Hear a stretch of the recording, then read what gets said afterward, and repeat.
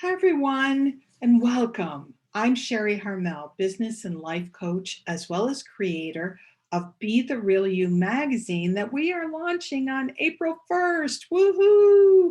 I am so excited and thrilled to let you know that it's here, the first issue. Well, today's podcast episode, which is actually episode 28, is titled I Feel the Earth Move Under My Feet, just like the Carole King song. I'm not talking about a lover in this particular podcast episode. I'm talking about life changes and specifically how change shakes up your world and feels like the earth is moving under your feet. But does even good change unground us and shake us up a little bit? Yes. Any change is scary to what I call our lizard brains. I'll talk more about that in a minute. Now, I'm in the process of selling my home in Minneapolis and moving back to Boston. I've been wanting this for the past year, and yet now that it's happening, I'm feeling a little nuts, completely ungrounded, and frankly, sort of like the earth is moving under my feet. Now, early in my career, I was working in California and I experienced an earthquake. This Midwestern gal had no idea what to do in an earthquake. But when the earth is moving under your feet, your entire body just kind of stands there, has no idea what to do to keep you safe. That's what I mean. That's what happens when we start to take actions that creates change. But why do good and positive changes create such unsettled, ungrounded feelings in us? We know it's good change, so logically, it's the right decision. In my case, moving back to Boston feels like I'm returning to my peeps. But I found myself suddenly scared, super nervous when I put my name on the purchase agreement. Why? Because that dream I had, that dream I had thought about for over a year, was suddenly becoming real. So it's not the ideas or the dreams that scare us. What scares us and really makes us nervous is when we start to take action. Now, here's a very simple example. Some of you might be able to relate. You're checking out exercise programs and you hit the button to join Orange Theory. Or maybe you want to find a special someone in your life, and so you hit the button to join Match.com. Hitting that button is easy. There's no stress in that. The anxiety doesn't actually kick in until you start to take action. So when you're in the Orange Theory gym, standing in your exercise clothes, waiting for that first class to start, or you're at the restaurant waiting to meet your first match date, that's when the earth starts to move and you have that ungrounded feeling. So remember, it isn't your big dream that unsettles you. It's when you start to take actions towards that dream that it kind of shakes up your world. And that's why lots of people never make their dreams happen. Now, I have a process for my clients who are trying to figure out what it is that they want to do next in their life or their careers. Some want to, go through that process of figuring out, do I stay or do I leave corporate? Some are working through what businesses they want to start. And over, I see their nerves, their doubts, their fears. They don't show up until they actually have to talk to people about their idea. They have to say it, get feedback, explore options by doing something. Now, my coaching supports them through this, but you too really need to think about this because you are going to need some support through that process as you explore your dreams and your ideas, because what will happen is that the nerves, doubts, and fears are what's going to stop you.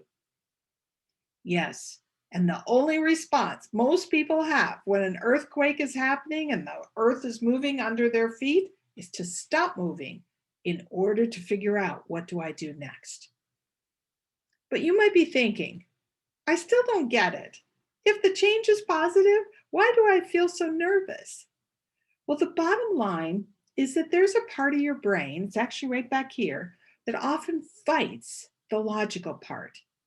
This part of your brain, I call it the lizard brain, desires sameness. It desires what's familiar, regardless of how disempowering it is. This lizard brain is so powerful that it is built to actually overcome logic if you let it. Now, our lizard brain is what keeps us in dysfunctional relationships. They're familiar, they know what they are. Your lizard brain also prefers that you stay in a job or a career that no longer fulfills you. It will even argue with you when you ask for a bigger life. Your lizard brain wants you to live a small life because it thinks a small life is safe. And that is the lizard brain's primary task, to keep you safe. Well, there's good news.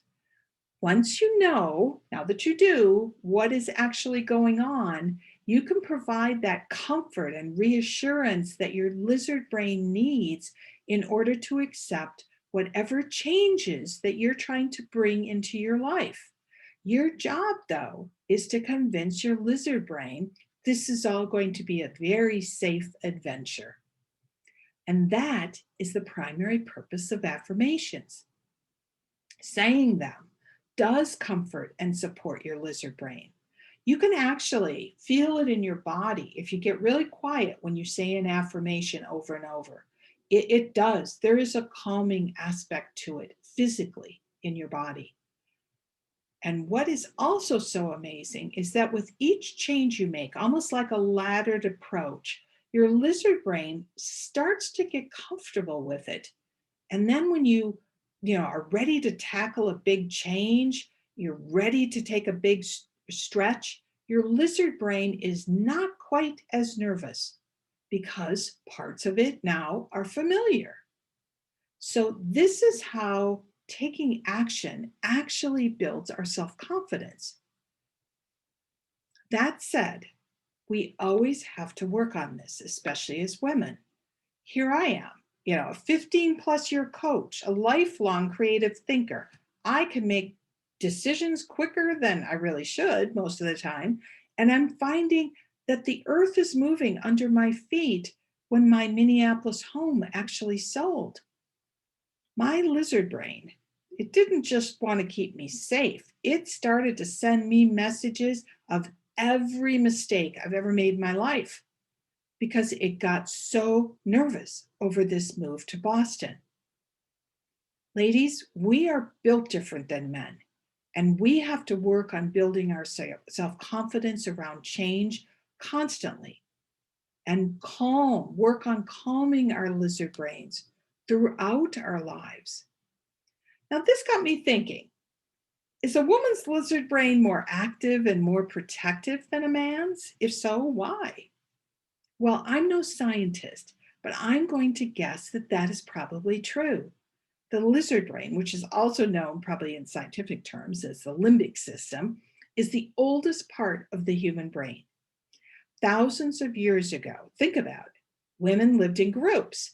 They had to be very, very aware of potential danger, predators, really physical things that could physically harm them. Now, men had an entirely different role. So when I thought this through, it's no wonder that women are biologically wired to have more sensitive, more concerned, more alerted lizard brains. Because thousands of years ago, if we didn't listen to potential danger, it was often the difference between life and death. Now, we aren't facing predators every day anymore, thank heavens, let's hope not. But our lizard brains still view change or something new as flash potential danger. That part of our brain is really just doing its job, even though we have evolved through all these centuries. So I'm making some very big generalizations here, but I suspect that this is why even very successful women tell me they struggle with self-confidence. Their lizard brains are overactive.